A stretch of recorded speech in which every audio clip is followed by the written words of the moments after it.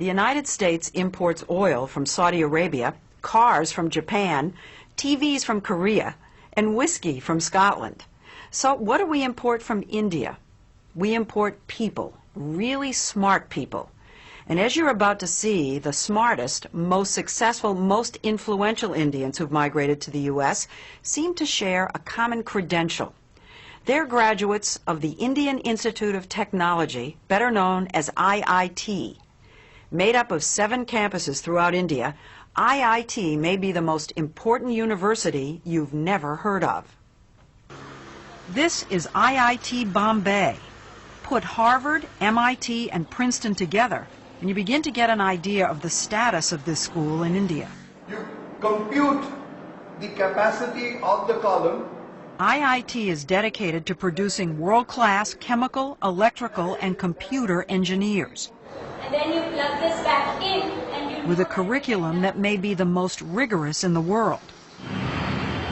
Just outside the campus gates, the slums, congestion, and chaos of Bombay are overwhelming. Inside, it's quiet and uncrowded, and by Indian standards, very well equipped. Getting here is the fervent dream of nearly every schoolboy. With a population of over 1 billion people in India, competition to get into the IITs is ferocious. Last year, 178,000 high school seniors took the entrance exam called the JEE.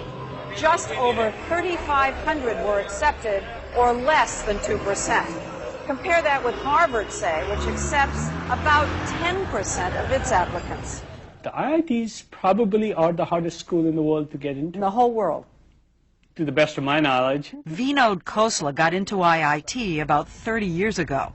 After graduating, he came to the U.S., co-founded Sun Microsystems, and became one of Silicon Valley's most important venture capitalists.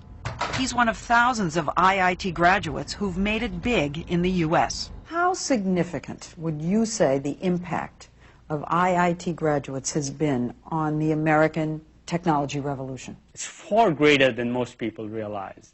Microsoft, Intel, PCs, Sun Microsystems, you name it. I can't imagine a major area where Indian IIT engineers haven't played a leading role. Leading role? A leading role, and of course the American consumer and the American business in the end is the beneficiary of that. It isn't just high tech. The head of the giant consulting firm McKinsey & Company is an IIT grad. So is the vice chairman of Citigroup and the former CEO of U.S. Airways. Fortune 500 headhunters are always on the lookout for that IIT degree. They are favored over almost anybody else. If you were walking in for a job, you wouldn't have as much pre-assigned credibility as you do if you're an engineer from IIT. 90% of IIT students are male, and the young men we met in Bombay know they're hot commodities. The American companies love the kids from IIT. Thank goodness. That's what we've heard. That's what we've heard too.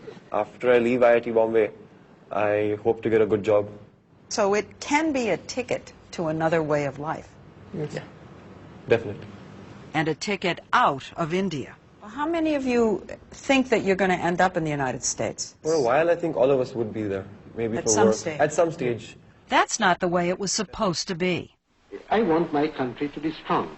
Nehru, India's first prime minister, created IIT 50 years ago, just after independence, to train the scientists and engineers he knew the nation would need to move from medieval to modern.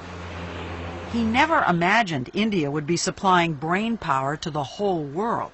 Would you say that IIT graduates are India's most valuable export? Yes, undoubtedly. N. Ram, one of India's leading journalists, says that because the stakes are so high, a kid starts preparing early. Age 7, 8, 10. By the 10 you know whether you're made for it or not. This is the truth or not? And at least half of these 10-year-olds told us they think they're made for it. Not food? Yes. But just standing out in school won't be enough. Two valences to the other. At about 16, they enroll in a prep class where they're drilled for the IIT entrance exam. There are even pre-dawn tutoring classes. 4:30 to about 8, they're grilled and then they go to school, Regular school. regular school. 4:30 to 8 a.m. Yes. Are you saying they do that every day? Yes, every day for that period. 2 Particularly years. 2 years. Classes 11 and 12, you do nothing but study. And parents hover and push and fret. I normally stay up all night and study for my exams. So during this preparation, my mother never used to let me prepare my own cup of tea. So if you stayed up all night, she stayed up all night to make your stay up tea? with me, yeah. After years of preparation, the day they and their families believe will make or break the future finally arrives. On the day of the exam, my dad, my mom, and my younger brother, they all accompanied me to the center. I said, okay, now you can leave. I'll come home on my own. But I was literally amazed when I came back out of the center and see my parents and brother still waiting for me outside the center. How many hours? It was close to 6 hours. 6 hours of testing, then an excruciating month-long wait for the results. They put them up on the web and you can call Phone, them you up, can call them. and after 10 days you get a letter. So But it's on the web so everybody knows. Yeah. Yeah.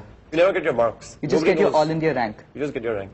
Rank, so you first, second, third in the country. Right. Yeah. So it goes from So 1 to everybody 2, knows. 1 to 3,000 roughly. So if you were 2,999, everybody knows. Everybody knows, and you're considered really lucky. The top rankers get their photographs in the paper and all. So The high ranks, the high Yes, ranks. he's one of of them. course. You were one of them? Yeah, somewhat, yeah. What number? I was 196. So did you get your picture in the paper? Oh, yeah. The ranking isn't just an ego trip. The top kids get to choose which campus they want and which major. It's a big deal in India. It is. Narayana Murthy, founder of the huge software company Infosys, is known as the Bill Gates of India. It's very easy to lose hope in this country. It's very easy to set your aspirations low in this country. But amidst all this competition among high-quality students, this institution of IIT sets your aspirations much higher. Now what about your own son? Well, my son, he probably wanted to do computer science at IIT. To do computer science at IIT, you have to be in top 200. And he couldn't do that, so he went to Cornell instead. Think about that for a minute. A kid from India using an Ivy League university as a safety school. That's how smart these guys are. I do know cases where students who couldn't get into computer science at IITs, they have gotten scholarship at MIT, at Princeton, at Caltech. Yes, sure. You wouldn't mistake this for MIT or Caltech. It's the final exam of metal fabrication class required for every IIT freshman. Call it shop class on steroids. Using just a saw and a file, students have to cut quarter-inch steel into an assigned shape, measured to the millimeter. It's an illustration of IIT's emphasis on engineering basics, precision, and discipline. Nobody majors in music at IIT. The education is not well-rounded. But in science and technology, IIT undergraduates leave their American counterparts in the dust. When I finished IIT Delhi and went to Carnegie Mellon for my master's, I thought I was cruising all the way through Carnegie Mellon because it was so easy relative to the education I had gotten at IIT Delhi. If you think of engineering students as nerds, not particularly bold or creative, IIT somehow breaks the mold.